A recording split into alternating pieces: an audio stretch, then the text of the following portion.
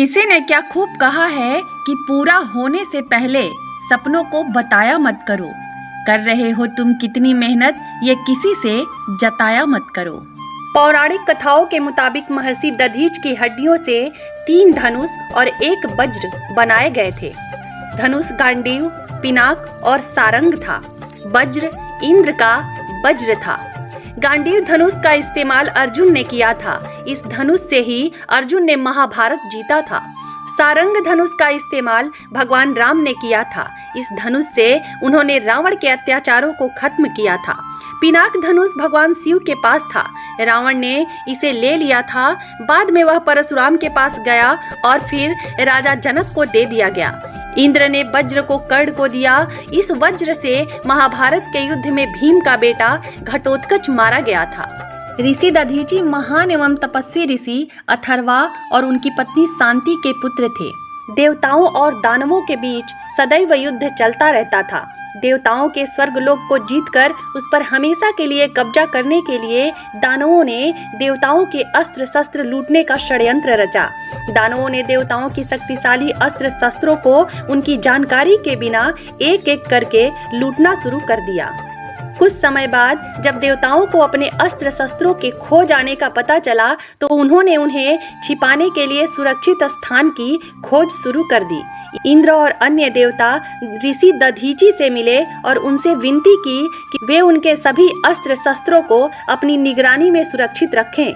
उन्होंने यह भी कहा कि जब भी आवश्यकता होगी वे अपने अस्त्र वापस ले लेंगे।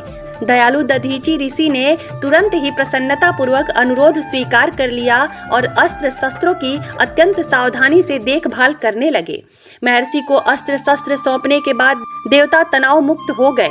काफी समय बीत जाने के बाद भी देवता दधीचि से अपने अस्त्र लेने नहीं लौटे। इस बीच दधीचि ने विश्व भ्रमण कर सभी तीर्थों के दर्शन करने का विचार किया, लेकिन शस्त्रों की सुरक्षा का दायित्व अभी भी उनके पास था। इसलिए उन्होंने सभी शस्त्रों को जलाकर भस्म कर दिया और उसे निगल लिया। ऐसा करने से शस्त्रों की शक्ति सूक्ष्म रूप में महर्षि के पूरे शरीर में व्याप्त हो गई और उनका शरीर अत्यंत शक्तिशाली हो गया। इसके बाद दधीचि अपनी पत्नी के साथ तीर्थ स्थान के लिए निकल पड़े। इस बीच वृत्तासुर नामक राक्षस का अत्याचार बढ़ता जा रहा था, लेकिन देवताओं के पास वृत्तासुर पर आक्रमण करने के लिए कोई शस्त्र नहीं था। इसलिए देवता दधीचि के पास गए और उनसे अपने शस्त्र वापस लेने के लिए अनुरोध किया। दधीचि ने शस्त्रों के बारे में सब कुछ बताया और देवताओं से अनुरोध किया कि वे उनके पास तब आएं जब उनकी पत्नी घर पर मौजूद न हो। इसके बाद देवता दधीचि के पास फिर से आए जब उनकी पत्नी घर पर नहीं थी। तब दधीचि ने आत्मदाह के लिए मनोबल से अग्नि उत्पन्न की। उन्होंने देवताओं से कहा कि वे उनकी मृत्यु के पश्चात उनकी अस्थियों से हथियार बनाएं तथा उनसे कहा कि ऐसा करने से उन्हें कोई पाप नहीं लगेगा। जब महर्षि दधीचि की पत्नी आश्रम के अंदर चली गई तब देवता दधीचि से कहते हैं कि हे प्रियवर, आप अपने शरीर की हड्डियां हमें अर्पित करें जिससे दैत्य का संहार हो। महर्षि ने कहा, मैंने हड्डियां आपको दे दी। तब देवता बोले, भगवान, आपके जीते जी इन हड्डियों को हम कैसे प्राप्त कर सकते हैं? महर्षि ने हंसकर उत्तर दिया, बस क्षण भर खड़े रहिए, मैं अभी अपना शरीर त्याग देता हूँ। ऐसा कहकर दधीचि जी ने समाधि लगा ली। उस परम समाधि के द्वारा अपना शरीर त्याग कर वे तत्काल उस ब्रह्म धाम में चले गए जहाँ से फिर इस संसार में लौटना नहीं पड़ता। इस प्रकार भगवान शंकर के प्रिय भक्त मुनिवर दधीचि जी परोपकार के लिए शरीर त्याग कर ब्रह्म पद को प्राप्त हुए। तब देवताओं के राजा इंद्र सुरभि नामक गाय को बुलाकर कहते हैं कि तुम दधीचि जी के शरीर को चाटो। बहुत अच्छा कहकर सुरभि ने तत्काल दधीचि जी के शरीर को चाटना आरंभ किया। उसने सब ओर से चाटकर उस शरीर को मांस रहित कर दिया। तब देवताओं ने वे हड्डियां ले ली और उनसे शस्त्र बनाए। उनके रीढ़ की हड्डी से वज्र बना और सिर से ब्रह्मशिर नामक अस्त्र का निर्माण किया गया। ऋषि के शरीर की जो और भी बहुत सी हड्डियां थी उन्हें भी उस समय देवताओं ने ग्रहण कर लिया। इस प्रकार अस्त्र शस्त्रों का निर्माण करके महान बल पराक्रम से संपन्न हुए देवता वृत्तासुर को मारने के लिए उद्यत हो बड़ी उतावली के साथ स्वर्गलोक में गए। उसके पश्चात महर्षि दधीची जी की पत्नी सुवर्चा देवी, जिन्हें देवताओं की कार्य सिद्धि के लिए महर्षि के आश्रम के भीतर भेज दिया गया था, वहां पुनः लौट कर आई और वहां जो कुछ हुआ था वह सब उन्होंने अपनी आंखों से देखा। यह सब देवताओं की ही करतूत है, ऐसा जानकर उस सती साध्वी सुवर्चा के मन में बड़ा क्रोध हुआ। उन्होंने अत्यंत रुष्ट होकर शाप देते हुए कहा, देवता आज से संतानहीन रहें। तपस्विनी सुवर्चा ने इस प्रकार देवताओं को शाप दे दिया और स्वयं एक पीपल वृक्ष की मूल भाग में बैठकर रोदन करने लगी। इसी समय उनके उदर से महात्मा दधीची के पुत्र महातेजस्वी पिप्पलाद प्रकट हुए। माता सुवर्चा प्यासी आंखों से पुत्र पिप्पलाद की ओर देखती हुई हंसकर बोली, महाभाग, तुम दीर्घ काल तक इस वृक्ष के समीप रहना।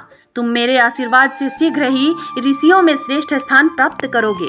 अपने पुत्र के प्रति ऐसा कहकर साध्वी सुवर्चा श्रेष्ठ समाधि लगाकर पति के समीप चली गई। इस प्रकार उन्होंने पति के साथ सत्यलोक प्राप्त किया। इधर वे देवता लोग शस्त्रों का निर्माण करके युद्ध के लिए उत्सुक हो दैत्यों के सामने गए। इंद्र आदि देवता महान बल और पराक्रम से युक्त थे। वे गुरु बृहस्पति को आगे करके भूमि पर आकर मध्य देश में ठहरे। उन सबके पास बड़े उत्तम शस्त्र थे। इंद्र आदि देवताओं को आया हुआ सुनकर महातेजस्वी वृत्तासुर दैत्य वृंद के साथ उनके समीप गया। महेंद्र ने उस सम्रांगण में महादैत्य वृत्तासुर को देखा। देवताओं और दानवों का एक दूसरे की ओर दृष्टिपात बड़ा अद्भुत था। उनमें वैर भाव बहुत बढ़ा हुआ था। वे एक दूसरे को मार डालने की इच्छा से अत्यंत क्रोध में भरकर अद्भुत स्वर में गर्जना करने लगे। देवताओं और दानवों के इस युद्ध में बजाए जाने वाले भयंकर बाजे भी बड़ी गंभीर ध्वनि में सुनाई देते थे। उस युद्ध में समस्त चराचर जगत महान भय के कारण अचेत हो गया। उस समय नमूची नामक दैत्य इंद्र के साथ युद्ध करने लगा। देवराज इंद्र ने बड़े वेग से उस दैत्य पर वज्र का प्रहार किया, परंतु वज्र के आघात से भी नमुची का एक रोम भी न टूटा। तब इंद्र ने नमुची पर गदा मारी, किंतु वह गदा भी चूर चूर हो गई। यह देख इंद्र ने एक बहुत बड़े शूल से उस दैत्य पर प्रहार किया। नमुची के अंग का स्पर्श होते ही उस शूल के सैकड़ों टुकड़े हो गए। इसी प्रकार नमुची ने भी हंसते हुए अनेक प्रकार के शस्त्रों से देवताओं को मारा, परंतु इंद्र पर प्रहार नहीं किया। उस समय इंद्र मौन होकर बड़ी भारी चिंता में डूब गए। इसी बीच में उस महाभयानक संग्राम के भीतर इंद्र को संबोधित करके आकाशवाणी हुई, महेंद्र, यह दैत्य देवताओं के लिए बड़ा भयंकर और घोरतर है। इसके लिए जल से निकला हुआ फेन ही दुर्लभ शस्त्र है। अतः इसी के द्वारा इस महान असुर का शीघ्र संहार करो।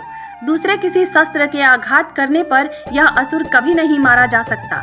इस मंगलमयी दैवी वाणी को सुनकर अत्यंत पराक्रम वाले इंद्र समुद्र के तट पर गए और फेन प्राप्त करने के लिए प्रयास करने लगे। इंद्र को समुद्र तट पर आया हुआ देख नमुची क्रोध से भर उठा और शूल से आघात करके उन्हें कटु वचन सुनाने लगा। तब इंद्र ने भी क्रोध में भरकर अद्भुत फेन ग्रहण किया और उस फेन का प्रहार करके महादैत्य नमुची को मार गिराया। इस प्रकार नमुची के मारे जाने पर सब देवता और ऋषि साधुवाद देते हुए इंद्र के प्रति सम्मान प्रकट करने लगे। एक पौराणिक कथा के अनुसार एक बार गुरु बृहस्पति देवराज इंद्र से नाराज हो गए।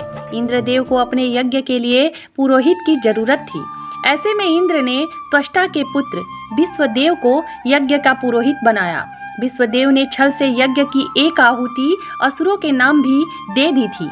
तब इंद्रदेव ने क्रोध में विश्वदेव का सिर धड़ से अलग कर दिया था। इस बात का पता जब त्वष्टा को चला तो उसने महायज्ञ कर वृत्तासुर नामक राक्षस को उत्पन्न किया। वृत्तासुर ने देवराज इंद्र को युद्ध के लिए ललकारा तो देवराज भय के कारण ब्रह्मदेव के पास पहुँचे। ब्रह्मदेव ने उन्हें बताया कि वृत्तासुर का वध मात्र दधीची की हड्डियों से बने वज्र से ही हो सकता है। जिसके बाद इंद्रदेव ऋषि दधीची के शरण में भागे भागे गए और उनसे सहायता मांगी।